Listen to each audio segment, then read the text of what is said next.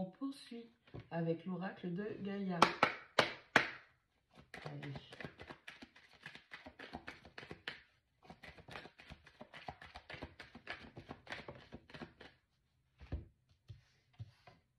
La numéro 13, la réflexion. Allez, on vous parle de distorsion, on vous parle d'illusion, on vous parle d'introspection. On vous dit que vous avez un problème de perception et que vous voyez mal les choses en général. C'est-à-dire que quand une situation, une personne, une énergie se présente à vous, vous avez la fâcheuse et mauvaise habitude de voir les choses avec une vision erronée. La numéro 8, l'attachement. On vous parle de lâcher prise. Lâcher prise sur les peurs, sur les restrictions. C'est ce qui vous empêche d'avancer. Vous êtes encore bloqué dans des énergies. Vous êtes un petit peu trop ancré dans des choses qui sont peut-être négatives, toxiques, qui vous bloquent. C'est ce qui fait que vous avez une perception erronée des gens, des situations, des énergies qui se présentent à vous. La 45, l'évolution. Allez, à cause de justement de cet attachement, le fait de ne pas lâcher prise, tant que vous n'aurez pas compris que vous avez une façon de réfléchir, une façon de voir les choses et c'est complètement lié à votre premier chakra. Vous êtes en mode survie, vous êtes en mode insécurité, vous êtes insécure avec les gens, avec les énergies, avec le monde qui vous entoure, et ben vous bloquez votre évolution. De la même manière que la Terre change, le climat change, il y a des transformations, vous aussi vous devez apprendre à vous transformer. Vous devez apprendre à vous libérer de ce qui vous bloque pour pouvoir être dans de meilleures dispositions. Travaillez votre perception. Libérez-vous de vos traumas, guérissez de vos traumas, guérissez votre enfant intérieur, vous aurez une vision beaucoup plus claire. Vous ne verriez pas avec votre premier chakra parce que c'est pas ça, c'est pas sa fonction principale. Mais vous ne verriez pas à travers les yeux du premier chakra, mais vous allez bien voir avec votre chakra coronal. D'accord? Parce que si votre troisième œil a une mauvaise perception, c'est parce qu'il est trop calibré sur le premier chakra. On voudrait qu'il soit calibré sur le 7e. La numéro 3, l'harmonie. On vous demande de retrouver votre pouvoir, de reprendre confiance en vous. On vous demande d'être productif. On vous demande de trouver une passion, quelque chose à exprimer pour vous extérioriser, pour que vous puissiez enfin vous libérer, vous détendre de toutes ces pressions qui vous contraignent. Ouais, il y a beaucoup de craintes. Hein. La numéro 16, la fin de l'hiver. Allez, vous devez comprendre que vous devez passer en mode régénération, renaissance, fin positive, début positif. De la même manière que les feuilles se dépouillent de leurs arbres et rentrent en hibernation, c'est le moment pour vous de vous dépouiller de ce qui ne vous sert plus, ce qui vous fait du mal, ce qui n'est plus utile, ce qui n'est plus pratique, ce qui vous empêche de générer naturellement et sainement des énergies pour pouvoir avancer. Encore une fois, on a beaucoup de racines, on a beaucoup de rouge comme du sang.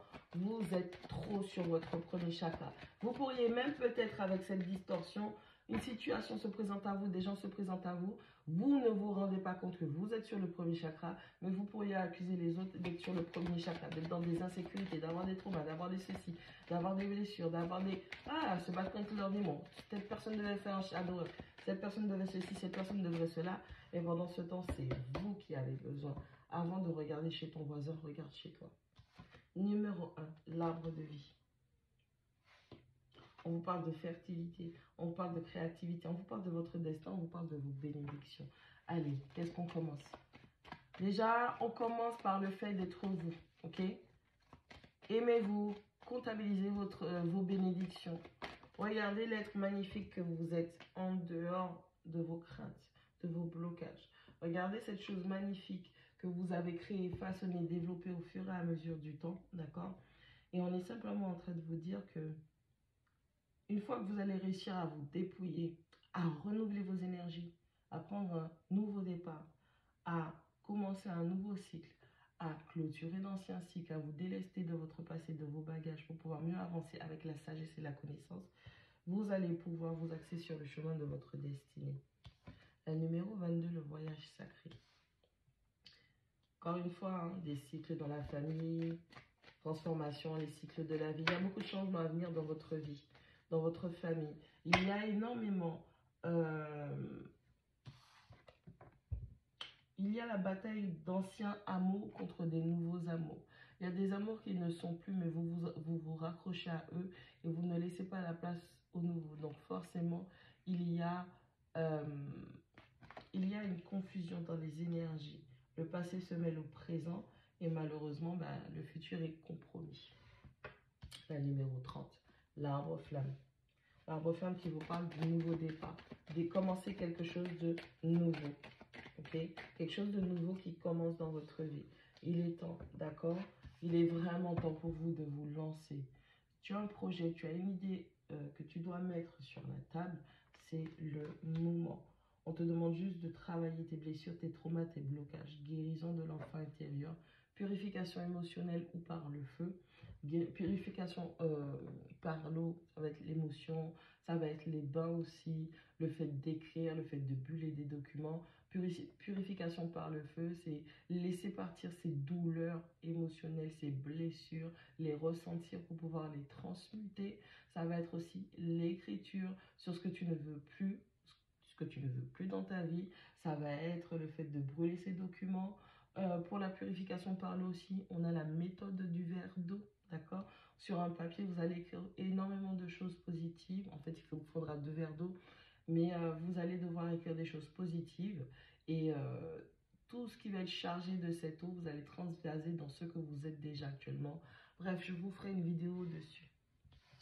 La numéro 10, un bijou à travers une lame. Encore une fois, on parle de reconnexion spirituelle et émotionnelle. Cesse d'être dans le déni. Cesse de toujours accuser les autres. Cesse de toujours voir le mal en tout le monde quand toi-même, tu n'es même pas capable de voir le mal que tu extériorises ou que tu pourrais même projeter sur les autres. Tu as un problème de perception. Il y a un problème avec ton introspection, ton auto-examination, la façon dont tu te vois. Ta vision est erronée, non seulement sur ceux qui t'entourent, et sur toi aussi. Numéro 35, l'amour perdu. Ouais, s'abandonner, guérir et relâcher. Ouais. Je pense que vous êtes basé sur le premier chakra parce qu'il y a un amour du passé avec lequel vous n'avez pas dealé, qui malheureusement a laissé des marques, même pas des cicatrices, des blessures, on va dire, c'est pas cicatrisé. Et c'est ça qui a continué à vous gâcher la vie. Au lieu de faire ce travail de libération, d'acceptation, de compréhension, de reconnexion émotionnelle, eh bien, vous êtes resté avec vos lunettes de trauma du premier chakra, de vos insécurités, du mal qui vous a été fait, et vous ne faites que juger votre environnement, les situations, les énergies qui viennent vers vous à travers cette douleur précisément. Il est temps de finir avec ça, d'accord? Il est vraiment temps de lâcher prise sur ça. Il est temps de laisser ton passé dans son cercueil et il est temps de sortir du trou pour voir le soleil qui s'est déjà levé depuis un bon moment pour toi.